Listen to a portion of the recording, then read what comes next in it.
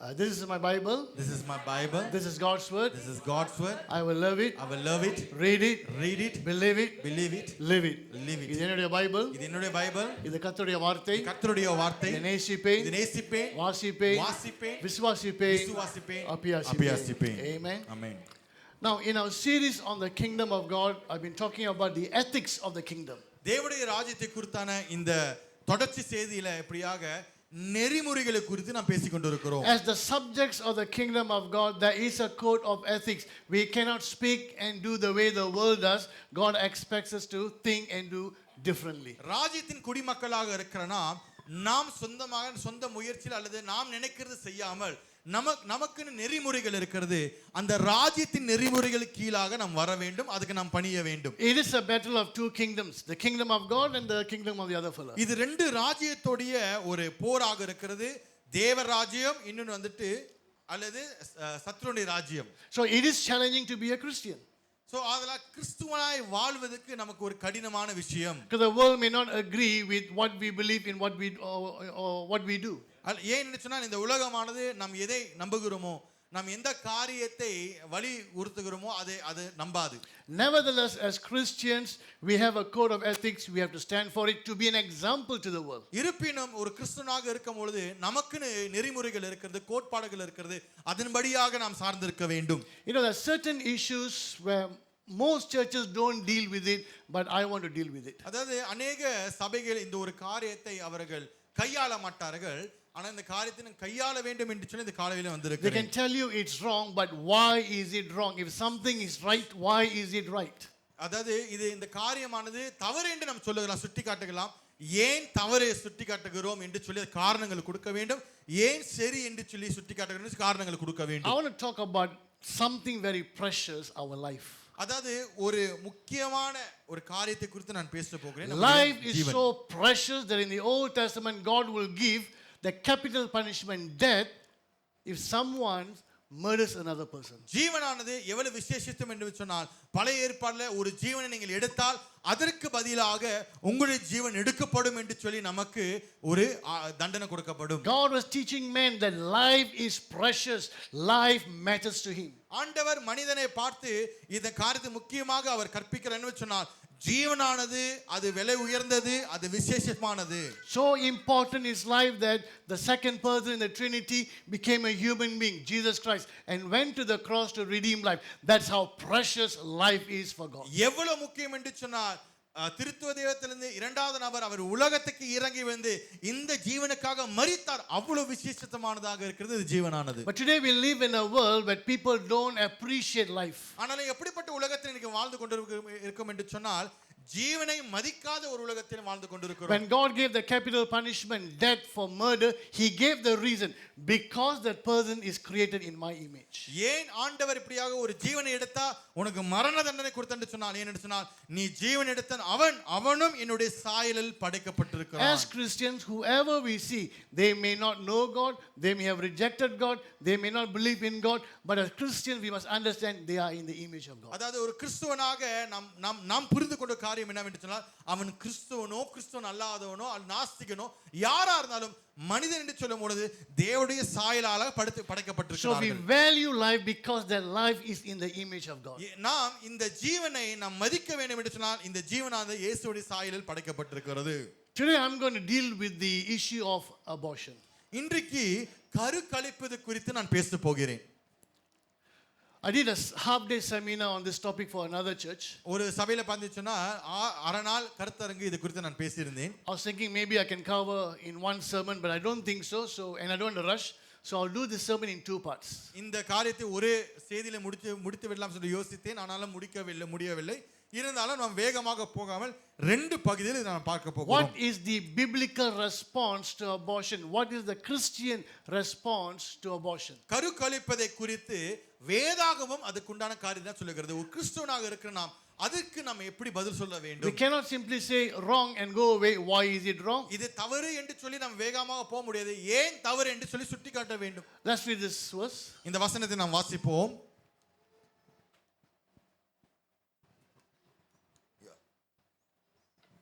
Let's read that verse. Psalm 127 verse 3. 127 சங்கீதம் 3வது வசனம். இதோ பிள்ளைகள் கர்த்தரால் வரும் சுதந்திரம், கற்பத்தின் கனி அவரால் கிடைக்கும் பலன். Children are a heritage from the Lord, offspring a reward from him. Look at the way God describes children.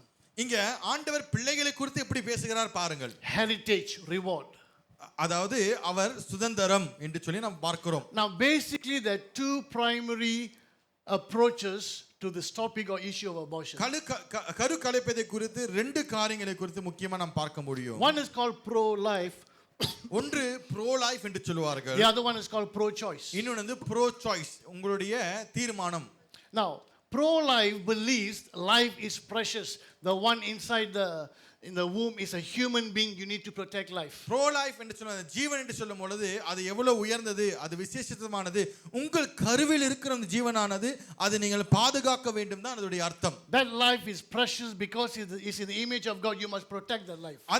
அந்த ஜீவனானது விசேஷமானதாக இருக்கிறது என்று சொன்னால் அது இயேசுடைய ஆண்டவருடைய சாயலில் படைக்கப்பட்டிருக்கிறது. The other one is pro-choice. இன்னொன்று வந்து உங்களுடைய தீர்மானம். The pro-choice says, next slide. The pro-choice says, is my body my right. உங்களுடைய தீர்மானம் சொல்லும் பொழுது அவர்கள் எப்படி சொல்றாரு சொன்னா, இது என்னுடைய சரீரம், என்னுடைய உரிமை. Whether to have abortion or not, you don't talk, you don't judge, it's my right. நான் கரு கலைப்பது தவறா சரியா என்று சொல்லி அந்த காரியத்தை குறித்து நீ சொல்ல பேச வேண்டாம், அதை நான் தீர்மானிக்கிறேன். They consider an unborn child as not fully human. அவங்க என்ன யோசிக்கிறாங்க சொன்னால், இங்க பிறக்காத பிள்ளை இன்னும் மனிதனாய் உருவாகவில்லை.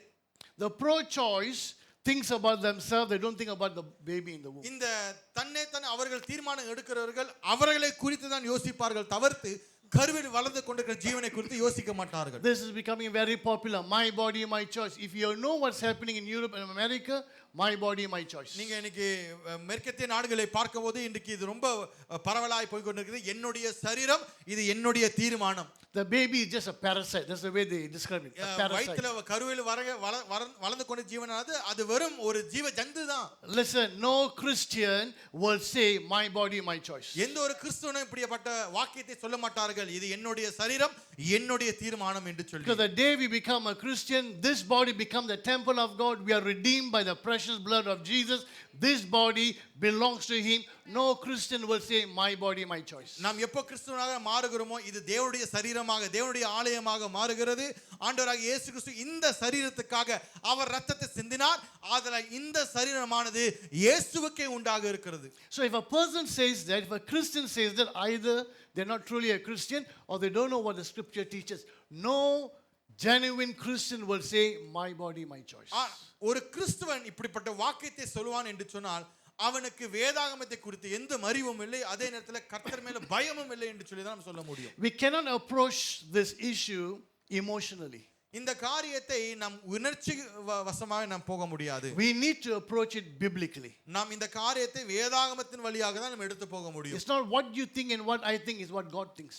நீங்க என்னத்தை யோசிக்கிறீங்க, உங்களுடைய கருத்து என்ன, என்னுடைய கருத்து என்ன, அதே தாண்டி கர்த்தர் என்ன சொல்லுகிறார். I tell you how they argue and try to get people to support abortion. அதாவது இந்த கரு கலைப்பதை குறித்து உங்களை இதோடு ஈர்த்து கொள்வதற்கு இவர்கள் எப்படி உங்களை வசைப்படுத்துவார்கள் என்று நான் சொல்லுகிறேன். Now imagine a 50-year-old man walking past the house, he sees a young girl sitting there. யோசித்து பாருங்கள், இப்படியாக ஒரு 50 வயது உள்ள மனிதன் அவன் நடந்து போகும்பொழுது ஒரு வீட்டில் ஒரு சிறு குழந்தை உட்கார்ந்து ஆண்டு கொண்டிருக்கிறது. Maybe a 7-year-old child. ஒரு 7 வயதுக்குள்ள ஒரு குழந்தை. He looks around, nobody is there. அப்படியே சுத்தி பத்திலும் பார்க்கும்போது யாரும் இல்ல. Say, you want a lollipop?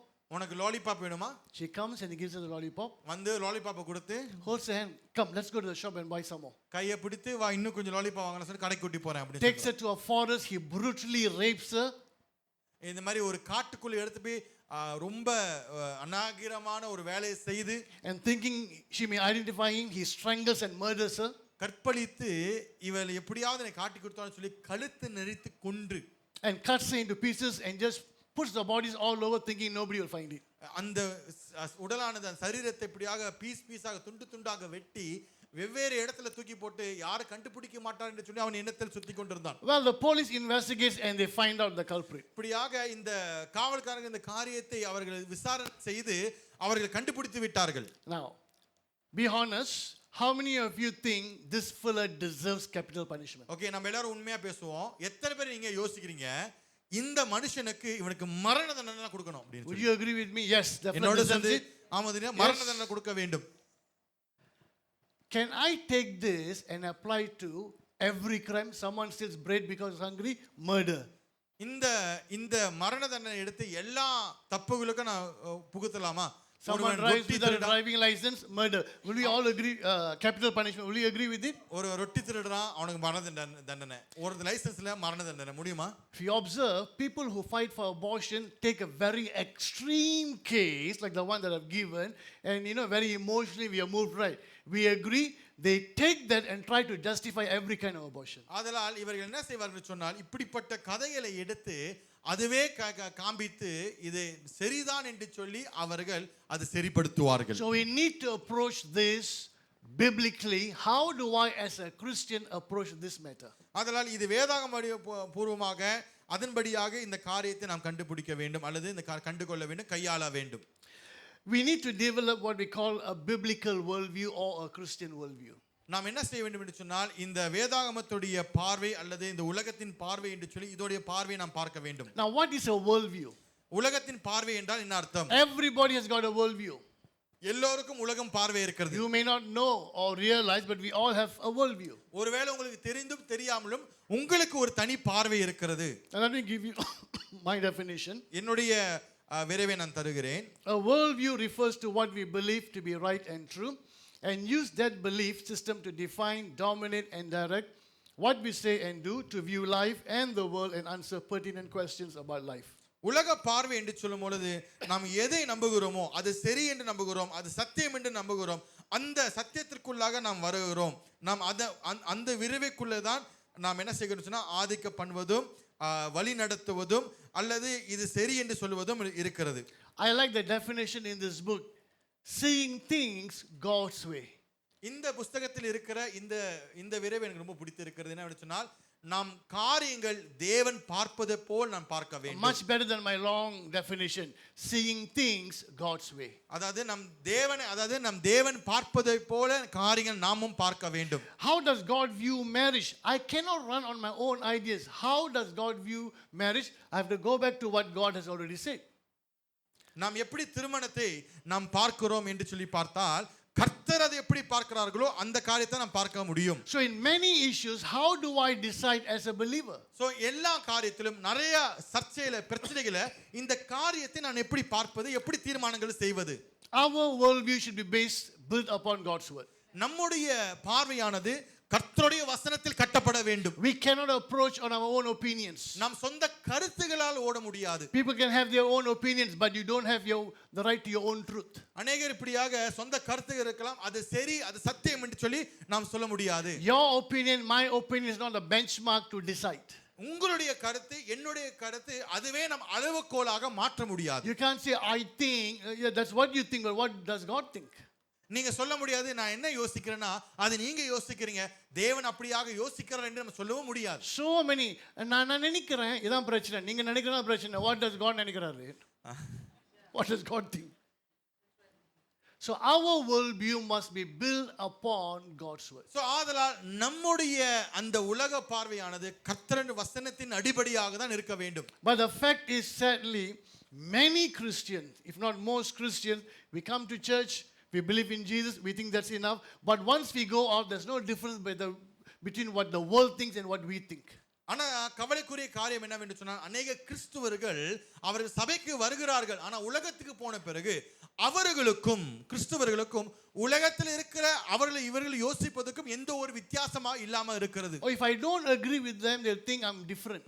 நான் அவர்களோடு ஒத்து போகாமல் இருந்தால் ஒருவேளை என்னை ஒதுக்கி விடுவார்கள், நான் தனிப்பட்டவன் என்று சொல்லி யோசிக்கிறோம். They'll think I'm different. நான் வித்தியாசமானவன் என்று சொல்லி அவர் யோசிப்பார்கள். Hello, we are supposed to be different. நல்ல கவனிங்க, நாம் வித்தியாசமானவர்கள் தான் இருக்க வேண்டும். We are supposed to be different. நாம் வித்தியாசமானவர்களாக இருக்க வேண்டும். And they must see the difference. ஆனா ஏனென்றால் அந்த வித்தியாசத்தை அவர்கள் நம்ம இடத்தில் உணர வேண்டுங்க. If not, I cannot be light and salt. இல்லனா நம்ம உப்பாகவும் ஒளியாகவும் வாழ முடியாது. God has taken us from the world, separated us so that we can be different, so that we can be an example, a witness to the world. ஆண்டவர் நம்ம அப்படியே தனியாக பிரித்தெடுத்து உலகத்திலிருந்து நாம் தனித்துவமாக நம்மை வித்தியாசமாக மாற்றி மறுபடியும் அதே உலகத்தில் அனுப்பி சாட்சி கூறும்படிக்கு தாக்குதல் செய்யும்படிக்கு நம்மளை அனுப்பி இருக்கிறார். I said this in one of the sermons. One preacher said the reason some people haven't become Christians is because they have not met a Christian. The reason some people have not become Christians because they have met a Christian. நான் ஏற்கனவே இதுக்கு முன்னாடி என்னுடைய செய்தி சொல்லியிருந்தேன். ஒரு சிலர் கிறிஸ்துவராய் மாறுவதற்கு மறுக்கிறார். ஏன்னு சொன்னா அவருக்கு கிறிஸ்துவரை பார்த்தது இல்லை, அதுக்காக அல்ல, கிறிஸ்துவர்களை பார்த்ததுனால தான் எனக்கு கிறிஸ்துவே வேண்டாம்னு சொல்லி ஓடுகிறார்கள். Some have not met a Christian, meaning they have not met a real Christian. ஒரு சில கிறிஸ்துவம் என்று சொல்லி பேருக்குள்ள நபர்களை பார்த்திருக்கிறார்கள், ஆனா உண்மையான கிறிஸ்துவர்களை பார்த்த அவர்களுக்கு அனுபவம் இல்லை. Some have met Christians but who don't live like a Christian. For them, what's the difference? Why should I become a believer when there's no difference? ஒரு சிலர் கிறிஸ்துவர்களை பார்த்தும் நான் எதுக்கு சபைக்கு, நான் எதுக்கு கிறிஸ்துவனா மாற வேண்டும், எனக்கு அவனுக்கு என்னதான் அவ்வளவு பெரிய வித்தியாசம் என்று சொல்லி உணர்ந்து கொள்கிறார்கள். So most people, even Christians, we have a mixture of things that has become our worldview. அதனால அநேகர் பார்க்கும்போது, கிறிஸ்துவர்களை பார்க்கும்போது கூட நமக்கு என்று சொல்லி ஒரு கலப்படமான ஒரு சிந்தனை இருக்கிறது. Your own intuition, நம்முடைய சொந்த opinions, சொந்த கருத்துகள், what you have read from books, what you have heard, நீங்கள் புத்தகத்தில் வாசித்த காரியங்கள், நீங்க கேட்ட காரியங்கள், movies have such a strong influence. படங்கள், படம் என்று சொல்லும் பொழுது இன்றைக்கு அதுதான் ஒரு பெரிய தாக்கத்தை சமுதாயத்திலே கொண்டு வருகிறது. You look at a lot of the American movies, once they grow up they call the father and mother by names. நீங்க நல்லா பாருங்க, இந்த மேற்கத்திய படங்களை பார்க்கும் பொழுது பிள்ளைங்க கொஞ்சம் வளர்ந்த பிறகு அம்மா அப்பா பேர் சொல்லி கூப்பிடுவாங்க. You think that's what's happening in America? இன்னைக்கு அமெரிக்கால தான் நடக்குதுன்னு நினைக்கிறீங்களா? It's in the movies they start doing that. இது படம் மூலமாக இன்றைக்கு தாக்கத்தை கொண்டு வந்து To கொண்டிருக்கிறார்கள். influence young people to do that. ஏன்னு சொன்னா இங்க இருக்கிற வாலிபர்கள் அவங்க அம்மா அப்பா பேர் சொல்லி கூப்பிடுறதுக்கு Movies have a strong influence. படங்களை பார்க்கும் பொழுது அதுக்கு ஒரு பெரிய தாக்கத்தை கொண்டு வர ஒரு பெரிய பலன் இருக்கிறது. Friends you mix with, நாம் பழகுற நண்பர்கள், this mixture becomes a worldview that many people have. If you don't realize this, if you don't change it according to the word of God, then we will not think the way God thinks. இப்படிப்பட்ட கலப்படங்கள் தான் நம்முடைய கருத்துக்களை உள்நோக்கி கொண்டிருக்கிறது. அது என்னவென்று சொன்னால் நம்முடைய சிந்தனையை நாம் மாறாவிட்டால் தேவனுடைய வார்த்தைக்கு பிரகாரமாக நாமும் அவர்களை போல தான் இருப்போம். That's why the Bible tells us, we read this, Romans chapter 12 verse 2. இங்க தான் நம்ம வாசிக்க முடியும். ரோமர் 12ஆம் அதிகாரம் 2வது வசனத்தில் நாம் வாசிக்க முடியும். வேதம் சொல்லுகிறது, Do not conform to the pattern of this world, but be transformed by the renewing of your mind. Then you will be able to test and approve what God's will is, His good, pleasing and perfect will. ஆமென். நீங்கள் இந்த பிரபஞ்சத்திற்கு ஒத்த வேஷம் தெரியாமல் தேவனுடைய நன்மையும் பிரியமும் பரிபூர்ண சித்தம் இன்னதென்று பகுத்தறியத்தக்கதாக உங்கள் மனம் புதிதாகிறதுனாலே மறுரூபமாகுங்கள். The Bible tells us don't conform to the patterns of this world. That's how we were at one time. வேதம் சொல்லுகிறது நீங்கள் இந்த பிரபஞ்சத்திற்கு ஒத்த வேஷம் தெரியாமல் அப்படிதான் இருக்க வேண்டும். But we have to go through a process of training, disciplining, where I change my mind, I change my thinking according to God's word. சரியான ஒரு ஒழுக்கமான ஒரு காரியத்துக்குள்ளாக நம்மை பயிற்சி செய்ய வேண்டும். ஏன் என்று சொன்னால் அங்க நான் மாறுவதற்கும் சிந்தை மாறுவதற்கும் Automatically our thinking will not change. நம்முடைய சிந்தையானது உடனடியாக ஒரேடியா மாறிராது. I have to discipline, decide, consciously change my thinking as I keep reading the Bible. நான் ஒழுக்கத்தோட சரியான முறையில் நான் தொடர்ச்சியாக வேதத்தை வாசிக்க தான் இந்த சிந்தையை மாற செய்யும். That is how we develop a biblical worldview. அப்படிதான் நாம் இந்த உலக அதாவது வேதத்தின் பார்வையை நமக்குள்ளாக வளர்க்க முடியும். Then we will know what is good, acceptable, perfect will of God. அப்பொழுதுதான் நன்மையும் பிரியமும் பரிபூர்ணமான சித்தத்தை என்ன என்று நாம் பகுத்தறிய முடியும். So any issues that we come to, whether it's marriage, whether it's abortion, whether it's other thing, what is good, acceptable and perfect for God? அதனால் எந்த ஒரு சர்ச்சையாக இருந்தால், எந்த ஒரு காரியமாக இருக்க, அது ஒரு திருமண காரியமாக இருக்கலாம், வேலை காரியமாக இருக்கலாம், அல்லது நம்ம சொந்த வாழ்க்கையில நடக்கிற ஒவ்வொரு காரியமும் தேவனுடைய பார்வையில் அது எப்படியாக இருக்க வேண்டும் என்று சொல்லி நாம் பார்க்க வேண்டும். After this sermon, I will tell you ahead itself, I'm going to talk about LGBT issues. இந்த செய்திக்கு பிறகு நான் முன்னாடியே சொல்லிடுறேன், ஓரினை சேர்க்கை குறித்து நான் பேச போகிறேன். What is the biblical approach? What is the Christian approach? ஓரினை சேர்க்கை என்று சொல்லும் பொழுது கிறிஸ்துவர்கள் இதை எப்படி கையாள வேண்டும் வேதத்தின் வழியாக. The biblical view of human life. ஒரு மனிதனுடைய ஜீவனை குறித்து வேதத்துடைய பார்வையை நாம் பார்க்கும் பொழுது, Number one, life is divine. முதலாவதாக ஜீவனானது அது தெய்வீகது. Let's read Genesis 1:26. ஆதியாகமம் முதல் அதிகாரம் 26ஆம் வசனத்தை வாசிக்க கேட்போம். Then God said, Let us make mankind in our image, in our likeness, so that they may rule over the fish in the sea and the birds in the sky, over the livestock and all the wild animals, and over all the creatures that move along the ground. பின்பு தேவன் தமது சாயலாகவும் தமது ரூபத்தின்படியேயும் மனுஷனை உண்டாக்குவோமாக. அவர்கள் சமுத்திரத்தின் மச்சங்களையும் ஆகாயத்து பறவைகளையும் மிருக ஜீவன்களையும் பூமி அனைத்தையும் பூமியின் மேல் ஊறும் சகல பிராணிகளையும் ஆளக்கடவார்கள் என்றார். Ephesians 4:22-24. எபேசியர் 4வது அதிகாரம் 22ஆம் வசனத்தின் 24ஆம் வசனம் வரை வாசி கேட்போம். Ephesians 4:22-24. எபேசியர் 4ஆம் அதிகாரம் 22 24வது வசனம் வரையிலும். அந்தபடி முந்தின நடக்கைக்குரிய மோசம் போக்கும் இச்சைகளினாலே கெட்டுப்போகிற பழைய மனுஷனை நீங்கள் களைத்து போட்டு உங்கள் உள்ளத்திலே புதிதான ஆவி உள்ளவர்களாகி மெய்யான நீதியிலும் பரிசுத்தத்திலும் தேவனுடைய சாயலாக திஷ்டிக்கப்பட்டு புதிய மனுஷனை தரித்து கொள்ளுங்கள். You were taught with regard to your former way of life to put off your old self, which is being corrupted by its deceitful desires. So be made new in the attitude of your minds. So be made new in the attitudes of your mind. Talks about being renewed into the image of God. இது எதை குறித்து பேசணும்னு சொன்னா தேவனுடைய சாயலில் நாம் புதுப்பிக்கப்பட வேண்டும். We have something of God inside us, the image of God. அதாவது நமக்குள்ளாக ஒரு விசேஷித்த காரியம் இருக்கிறது, ஆண்டவர் கொடுத்திருக்கிறார், தேவனுடைய சாயல். Life is of divine origin, therefore life is divine. ஜீவனானது ஒரு தெய்வீக கூறியதாக இருக்கிறது, அதனால் ஜீவன் தெய்வீகமாய் நாம் வழிநடத்த வேண்டும். Number 2, life is sacred. இரண்டாவதாக ஜீவனானது புனிதமானதாக இருக்கிறது. Genesis 9:6. ஆதியாகமம் 9ஆம் அதிகாரம் 6வது வசனம். மனுஷன் தேவ சாயலில் உண்டாக்கப்பட்டபடியால் மனுஷனுடைய இரத்தத்தை எவன் சிந்துகிறானோ அவனுடைய இரத்தம் மனுஷனாலே சிந்தப்பட கடவது. Whoever sheds human blood, by human shall their blood be shed.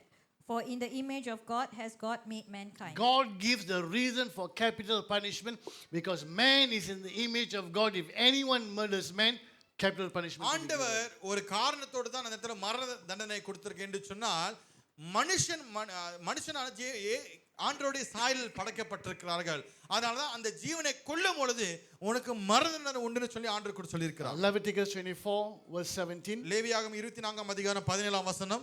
Leviticus 24:17. லேவியாகமம் 24ஆம் அதிகாரம் 17ஆம் வசனம். ஒரு மனுஷனை கொல்லுகிறவன் எவனோ அவன் கொலை செய்யப்பட வேண்டும். 21. மிருகத்தை கொன்றவன் பதில் கொடுக்க வேண்டும், மனிதனை கொன்றவனோ கொலை செய்யப்பட கடவன். Anyone who takes the life of a human being is to be put to death. Verse 21.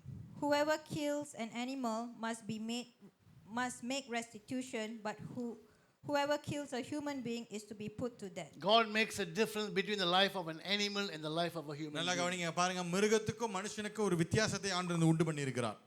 Life is sacred before God. ஜீவனானது தேவனுக்கு முன்பாக ஒரு புனிதமான காரியமாய் இருக்கிறது. The world doesn't think like that, but you and I as Christians, we must.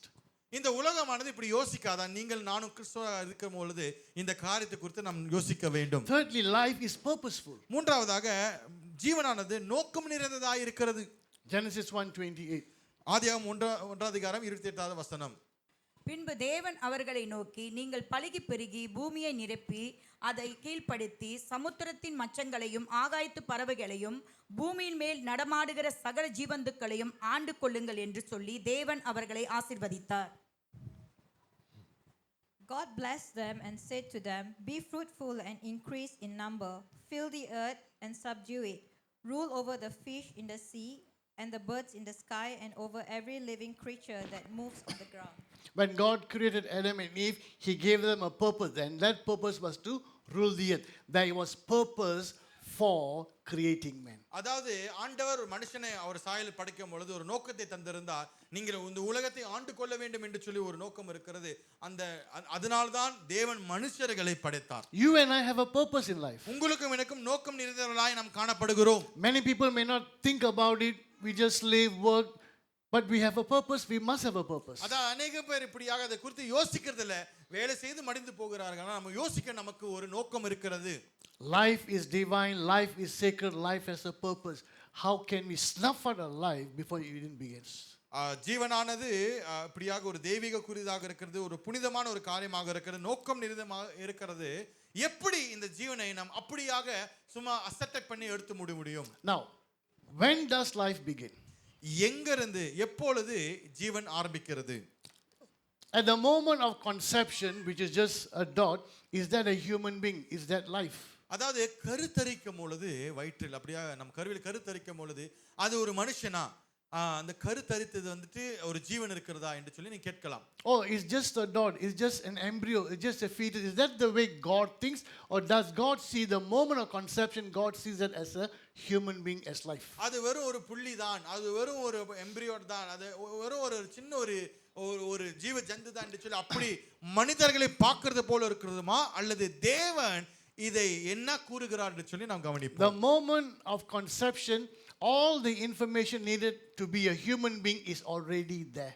எப்பொழுது கருத்தரிக்கிறீர்களோ அப்பவே ஒரு மனுஷனாக உண்டாவதுக்கு எல்லா தகுதியும் உங்களுக்குள்ளாக வைக்கப்பட்டிருந்தது. It develops slowly, it develops. Even after 9 months you give birth, it doesn't stop, it keeps on developing. மெதுமெதுவாக வளர்ந்து வந்து கொண்டிருந்து 9 மாசம் கழித்து பிறகு அது பிள்ளை பெற்றெடுக்கிற ஒரு So, you can call it embryo, you can call it fetus. These are different aspects or stages of the development of that person. ஒரு எம்பிரியோ சொல்லலாம், ஃபீட்டஸ் சொல்லலாம். இது என்னவென்று சொன்னால் கட்டமாக நீங்கள் வளர்ந்து வருகிற ஒரு மனுஷனாய் இருக்கிறீர்கள். Turn to Jeremiah 1 verses 4 and 5. எரேமியா முதல் அதிகாரம் 4 லிருந்து 5வது வசனம் வரை வாசிக்கப்போமாக.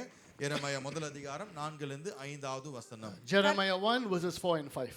கர்த்தருடைய வார்த்தை எனக்கு உண்டாகி அவர், நான் உன்னை தாயின் வயிற்றில் உருவாக்கு முன்னே உன்னை அறிந்தேன். நீ கர்ப்பத்தில் இருந்து வெளிப்படும் முன்னே நான் உன்னை பரிசுத்தம் பண்ணி உன்னை ஜாதிகளுக்கு தீர்க்கதரிசியாக கட்டளையிட்டேன் என்று சொன்னார். The word of the Lord came to me, saying, Before I formed you in the womb, I knew you. Before you were born, I set you apart. I appointed you as a prophet to the nations. Now, although this is about Jeremiah, nevertheless, it tells us about how God views the baby in the womb. இது எரேமியா குறித்ததாக இருந்தாலும் ஆண்டவர் ஒரு குழந்தையை, ஒரு கற்பத்தில் இருக்கிற அந்த புள்ளியை அவர் எப்படி பார்க்கிறார் என்று சொல்லி இந்த வசனத்தில் நாம் தெளிவாக கவனிக்க முடியும். Although his husband and wife coming together, nevertheless God sees it at him forming the child in the womb. அதாவது கணவன் மனைவி ஒன்று சேர்ந்தாலும் அவர் ஒரு குழந்தையை எப்படி தேர்வு செய்கிறார் என்று சொல்லி இந்த வசனத்தில் பார்க்கிறோம். God says, I formed you. சொல்லுகிறார், நான் உன்னை தாயின் வயிற்றில் உருவாக்கும் முன்னே நான் உன்னை உருவாக்கினேன். Secondly, even before Jeremiah was born, God saw him as a person. நீ கற்பத்தில் எரேமியா கற்பத்தில் வெளிப்பட முன்னே இயேசு எரேமியா கண்டெடுத்தார். God did not see an unborn child as an it, he saw that person as a person. ஆண்டவர் இந்த கருவில் வளர்ந்து கொண்டிருக்கிற குழந்தையை பார்த்து அது அப்படின்னு சொல்லல, ஆனா நபராய் இப்படியாக பெயர் சூட்டினார். And before he was even born, God set him apart. இங்க அவன் பிறப்பதற்கு முன்பாக வெளிப்பட முன்பாக அவர் பரிசுத்தம் பண்ணினார் என்று சொல்லி நாம் வாசிக்கிறோம். So we see here God sees an unborn child not as an it but as a person. அதனால இங்க பார்க்கிறோம், ஆண்டவர் பிறக்காத இந்த பிள்ளையை பார்க்கும் பொழுது அது ஒரு ஜீவ ஜந்து, அது வெறும் ஒரு புள்ளி என்று பார்க்காமல் அதுவே ஒரு மனுஷனாக சாயலாய் பார்க்கிறார். Psalm 139 verses 13 to 15. 139 சங்கீதம் 13 வசனத்தில் 15 வசனத்தில் வரைக்கும் வாசிக்கும் பொழுது, நீர் என் உள் திரவங்களை கை கொண்டிருக்கிறீர், என் தாயின் கர்ப்பத்தில் என்னை காப்பாற்றினீர். நான் பிரமிக்கத்தக்க அதிசயமாய் உண்டாக்கப்பட்டபடியால் உம்மை துதிப்பேன். உமது கிரியைகள் அதிசயமானவைகள், அது என் ஆத்மாவுக்கு நன்றாய் தெரியும். நான் ஒளிப்பிடத்திலே உண்டாக்கப்பட்டு பூமியின் தாழ்விடங்களிலே விசித்திர வினோதமாய் உருவாக்கப்பட்ட போது என் எலும்புகள் உனக்கு மறைவாய் இருக்கவில்லை.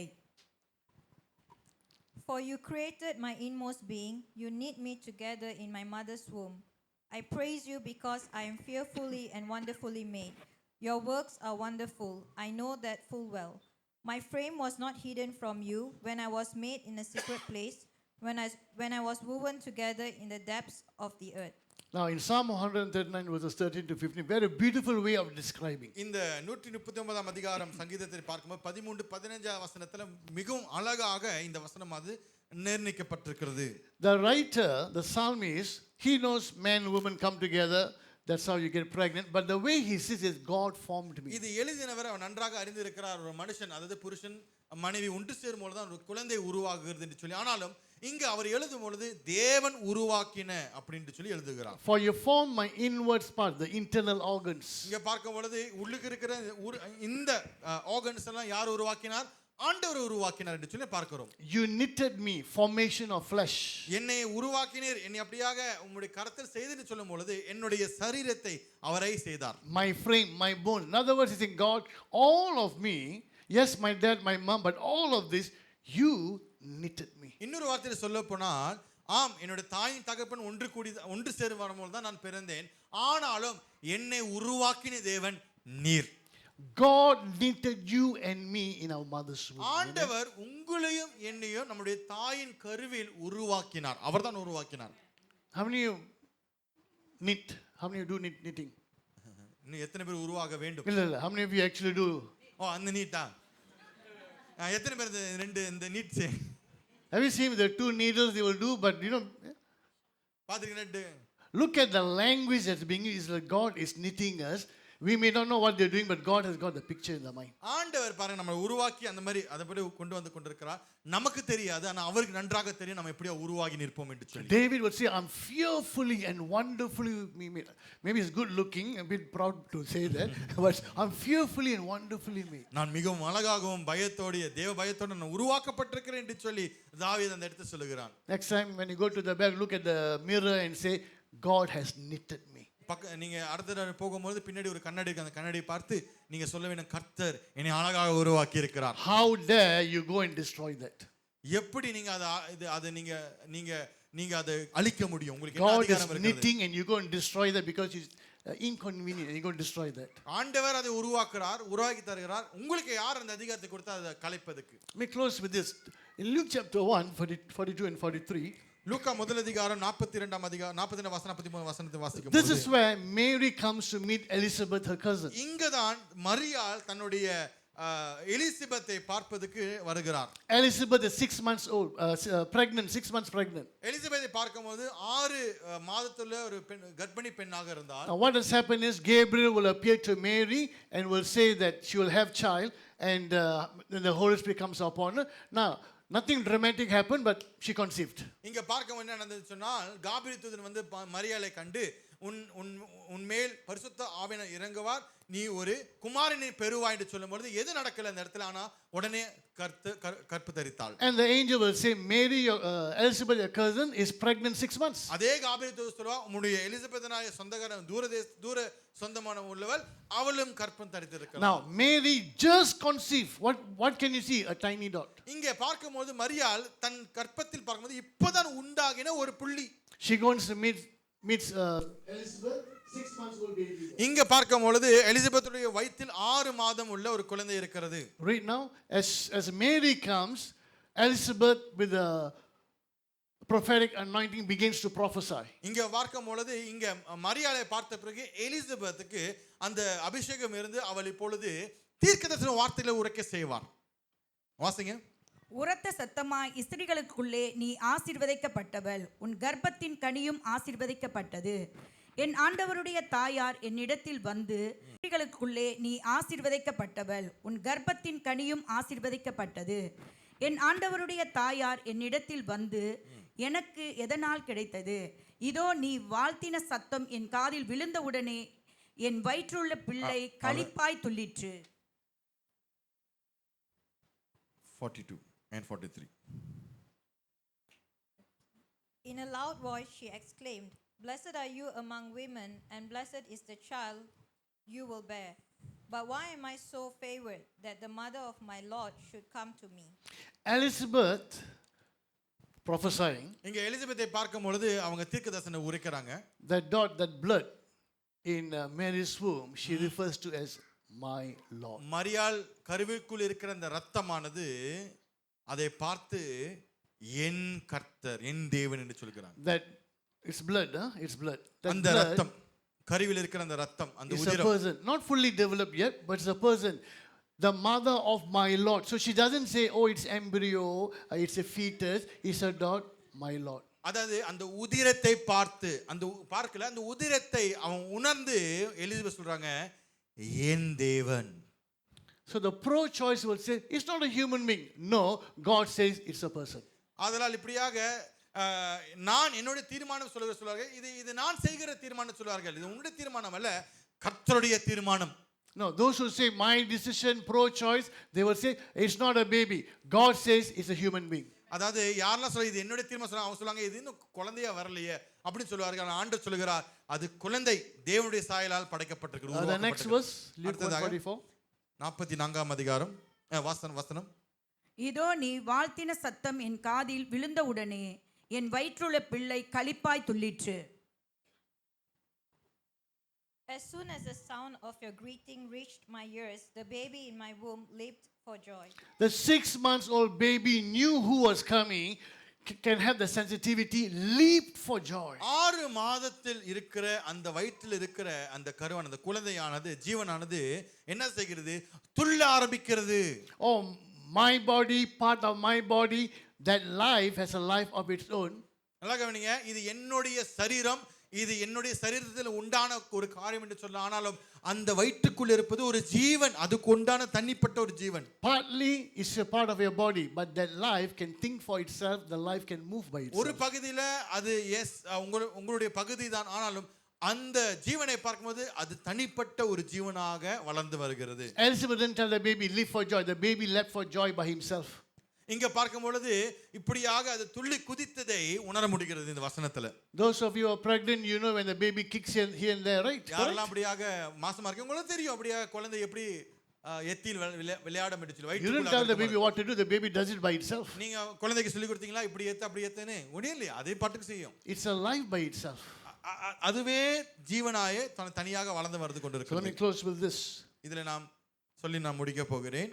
Now what these passages from scripture show us is that the unborn baby has personality and sensitivity before birth. அதாவது நான் என்ன சொல்ல, இந்த வசனம் என்ன சொல்ல வருகிறது என்று சொன்னால், பிறக்காத ஒரு குழந்தை கூட உணர முடியும், அந்த ஜீவனுக்கு தனிப்பட்ட ஒரு ஜீவன் இருக்கிறது. It's therefore human, just as we need protection over our lives, the unborn baby needs protection. எப்படி மனிதராக இருக்கிற நமக்கு ஒரு பாதுகாப்பு தேவைப்படுகிறதோ அதே போல அந்த வயிற்றில் இருக்கிற ஜீவனுக்கும் பாதுகாப்பு மிகவும் தேவை. If the unborn baby was an integral part of the woman's body, then it would not have the separate actions and reactions outlined in these scriptural passages. இந்த பிறக்காத குழந்தைக்கு வந்துட்டு இது அந்த சரீரத்தோட ஒரு பகுதி என்று சொல்லி நம்ம முழுமையாக எடுத்துக்கொண்டோம் என்று சொன்னால் அதுக்குன்னு தனி உணர்ச்சிகள் வராது, தனியா ஒரு மனுஷனாக வளர்ந்து வர அதுக்கு திறன் இருக்காது. They have done studies where they can see the baby, the fetus can move according to the light. It can move. It is sensitive. ஒரு ஆராய்ச்சியில இப்படி கண்டெடுத்தார்கள் என்று சொன்னால் வயிற்று குழந்தை வெளிச்சம் எங்க இருக்கிறோ அதை நோக்கி தான் அது நகர்ந்து போகும். The baby can feel.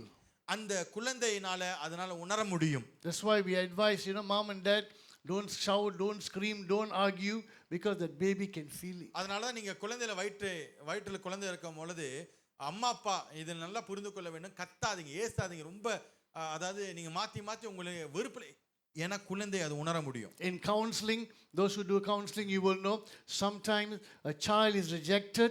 The rejection took place while the child was in the womb. நம்ம ஒரு சில ஆலோசனைகளை செய்யும் பொழுது நன்றாக தெரியும் இப்படியாக ஏன் ஒரு சில குழந்தைகள் வந்து தன்னை நான் ஒதுக்கப்பட்டவன் அல்லது ஒதுக்கப்பட்டவன் உணர்கிறார் என்று சொன்னால் அந்த குழந்தை வயிற்றில் இருக்கும் பொழுது அப்படிப்பட்ட ஒரு சம்பவத்தை அம்மா அப்பா உருவாக்கி இருப்பீங்க. ஐயோ, I don't understand. ஏன் இப்போ வந்த? It will feel it. It grows with the rejection.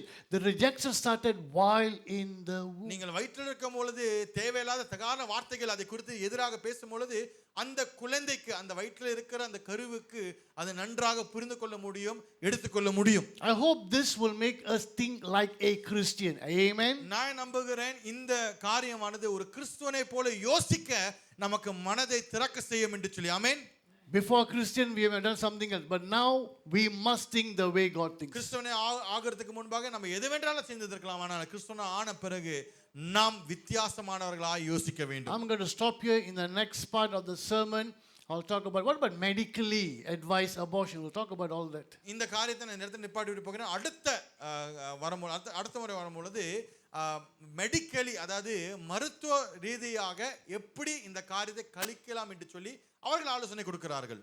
I mean, talk about this barbarian Europeans and Americans. இந்த மேற்கிய நாடுகளில் உள்ள இந்த காட்டுமிராண்டிகள், அதுதான் யூரோப் அமெரிக்கா barbarians. காட்டுமிராண்டிகள் சொல்லும் பொழுது அவர்கள் யோசிக்காம செய்வார்கள். I'll prove it to you. These fellows were barbarians. They are going back to their barbaric ways. இவர்கள் காட்டுமிராண்டிகள் யோசிக்கிற தன்மை இல்லாதவர்களுக்கு அந்த மாதிரி ஒரு மனிதனாக மாறிக்கொண்டிருக்கிறார்கள். காட்டுமிராண்டிகள் திரும்பி அப்படியே மாறிக்கிட்டு இருக்காங்க. I'll give you the proof why they change. I'll give you the proof why they are going back to their old barbaric ways. ஏன் மாறிக்கொண்டிருக்கிறார்கள், ஏன் அந்த மறுபடியும் காட்டுமிராண்டிகள் ஒரு சில காரியங்களை நான் ஆதாரமாக These barbarians in America and Europe are fighting for what? Murdering the child is my right. இங்கே பார்க்கும்போது இந்த காட்டுமிராண்டிகள் எதற்காக போராடி கொண்டிருக்கிறார்கள்? என்னுடைய குழந்தையை சுத்தப்படுத்தி கொள்வது அது என்னுடைய உரிமை. At this moment we want to pray for one thing. இந்த காலவேளையில் ஒரு காரியத்துக்காக நான் ஜெபிக்கிறேன். Pray for one husband something to pray.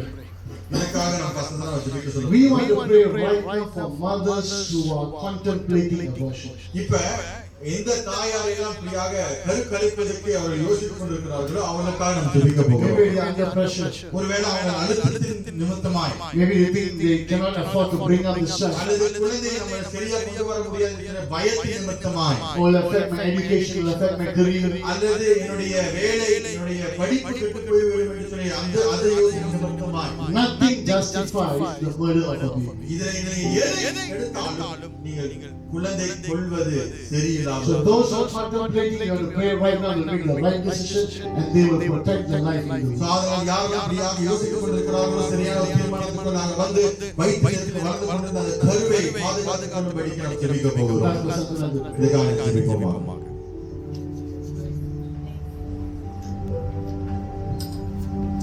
Father in heaven, we come before your throne. We thank you for your promises, your word that says that God, we are beautifully and wonderfully knitted in each and every mother's womb, O God. Father, today we come before your throne of grace. We pray for all those mothers who have conceived. I pray, Lord, that they will seriously know, God, that life in their womb is so precious, so important. And they will be called forth for their season, our Father. Lord, I pray, Lord, this morning, I want to come and bring before you, especially young girls or women who have been raped. And actually, they have conceived a child in their womb and do not know what to do at this moment. And they become the victim. Lord, I pray, God, even at this very moment, they will not even consider to abort the child, but they will bring up that child, Lord, according to your will. Of course, the purpose is not right because they have been raped, our Father, but today we pray, Lord, those mothers will be directed to a Christian center or Christian counselor. Someone out there will talk about the life in their womb, our Father. And Lord, I pray that child will be one day be a testimony, testifying and saying, this has happened to my mother, but my mother kept me. And Lord, I pray, Lord, that that life will be a great testimony of be an encourager to other women out there, God. I bring those mothers into your hands, God. Strengthen them, comfort them, and heal them emotionally, Abba Father.